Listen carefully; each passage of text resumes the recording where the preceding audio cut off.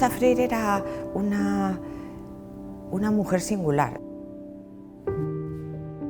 Justa Freire era fundamentalmente una maestra que quería transformar la educación para mejorar las condiciones de vida de las niñas y los niños que estuvieran en los colegios por los que ella pasaba.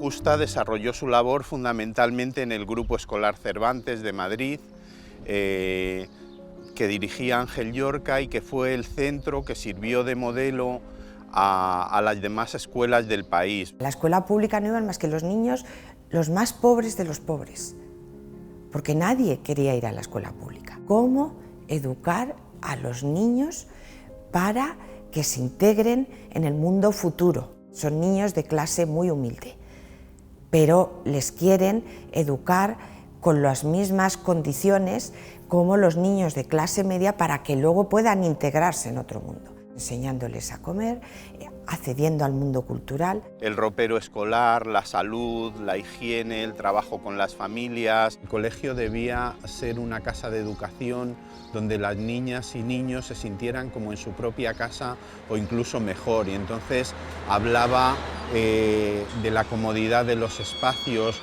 de alejarse de los prototipos escolares y que el mobiliario tuviera personalidad propia, que estuviera bien decorado, que hubiera plantas, que hubiera flores, que hubiera cuadros, que hubiera dibujos, que hubiera zonas de estar. Dentro de este concepto de educación social hacen muchísimas cosas.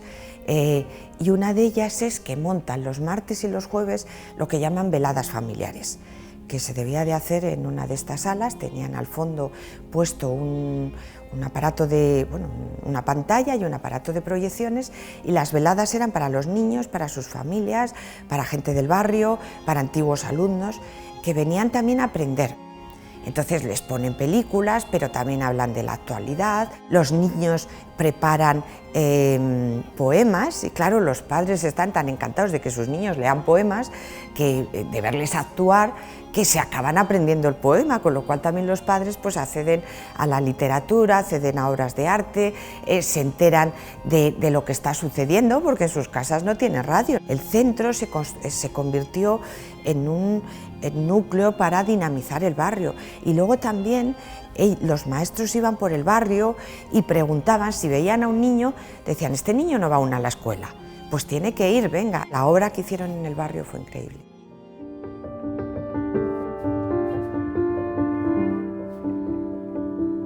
En 1932 el Ministerio convocó unas oposiciones de directores de escuelas graduadas de toda España. Justa Freire sacó el número 2 de las oposiciones de Madrid. Entonces se fue al colegio Alfredo Calderón. En ese colegio intentó transmitir lo que había aprendido en el Cervantes.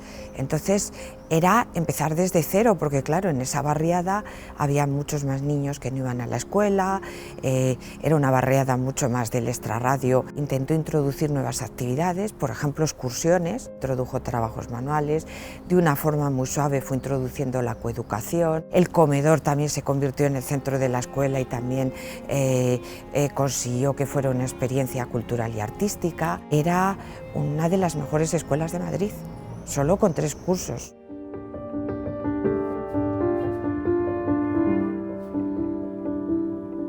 La guerra estalló el 18 de julio y la mayoría de maestros se habían ido de vacaciones, pero el inspector general de primera enseñanza reunió a todos los directores que quisieron ir a ver cómo podían renunciar a sus vacaciones y cuidar a los niños de Madrid, porque esos niños desde el primer día sus padres se marcharon al frente y estaban todo el día solos por las calles.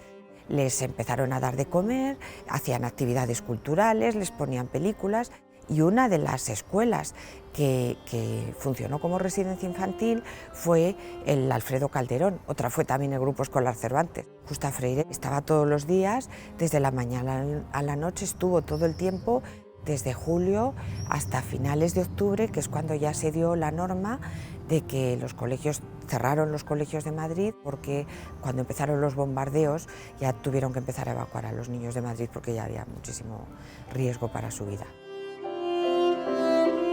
Vivían en régimen familiar y vivían todo el tiempo juntos, y además allí aprendían, se organizaban las clases y aprendían. Cuando ya iba llegando, iba cambiando el frente y, por ejemplo, ya Castellón era ocupada por los franquistas, pues tenían que mover a los niños de Castellón, reacondicionarlos en Valencia, moverlos hacia Murcia. Es decir, que hizo una labor en la guerra civil inmensa, no paró. En España se silenció ese modelo una vez que acabó la guerra, pero sabemos que es el modelo que han utilizado muchas organizaciones humanitarias internacionales para atender a la infancia evacuada en los conflictos bélicos que ha habido después.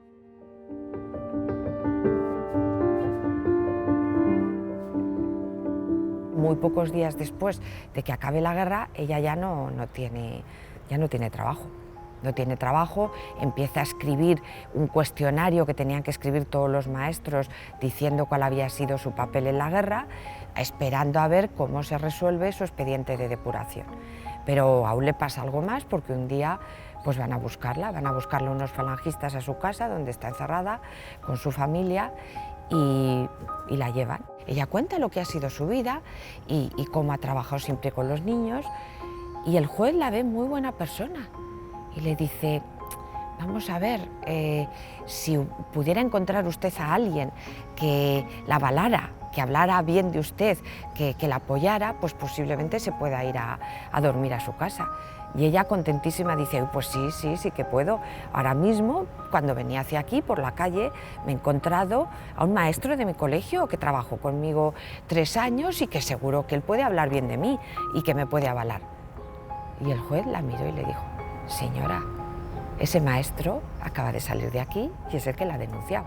Justa Freire, cuando estuvo en la cárcel de Ventas, trabajó alfabetizando a las presas más jóvenes. Ella organiza en la cárcel, junto con otras maestras y otras mujeres más letradas que hay, organizan una escuela para las prisioneras. Cuando iban a verla, ella siempre lo que más pedía era instrumentos para poder escribir, porque no tenían plumas, no tenían papel, no tenían nada, y muchas veces les enseñaba a escribir en el patio con los adoquines que caían de alguna obra cercana. Tenían que escribir como escribían los primeros pueblos asirios que inventaron la escritura prácticamente. Y también lo que hace ella es organizar un coro. Dirigía el coro de la cárcel de presas, entonces cantaban canciones regionales. Cantar una canción de su tierra, eso las ayudaba a recordar otra vez a su tierra y quiénes eran. Que llegue un momento que no se quieran levantar de la cama, que no quieran arreglarse, que no quieran vestirse. Si se dejaban tener una mínima estética, pues entonces se despersonalizaban. Entonces ahí hizo una labor muy importante que la han contado muchas presas que dejaron testimonios personales. Un buen día nadie esperaba que la soltaran, pero bueno, ya se rumoreaba, y un día salió y se puso a andar hasta que llegó a su casa, porque para ella la libertad era algo maravilloso, pero claro, ella no se había planteado lo que venía después. Cuando estuvo en la cárcel, ella fue feliz porque ella se dedicó todo el tiempo a educar, que es lo que le gustaba, pero el día que llegó a su casa, su casa estaba muy cerca al colegio del que había sido directora, al Alfredo Calderón. En aquel momento no se había construido nada por el medio. Entonces ella, desde la habitación de su casa, veía el colegio. Ella escogió un dormitorio que por la mañana se levantaba, abría la ventana y veía el colegio. Y esa primera noche se acostó, al día siguiente se levantó y nadie sabe lo que pasó. Lo único que se sabe es que bajó y dijo: he pensado que es mejor, no voy a volver a dormir nunca en esa habitación. Se había resuelto su expediente de depuración y ella ya estaba expulsada para siempre del magisterio público. En aquel momento se dio cuenta que lo había perdido todo.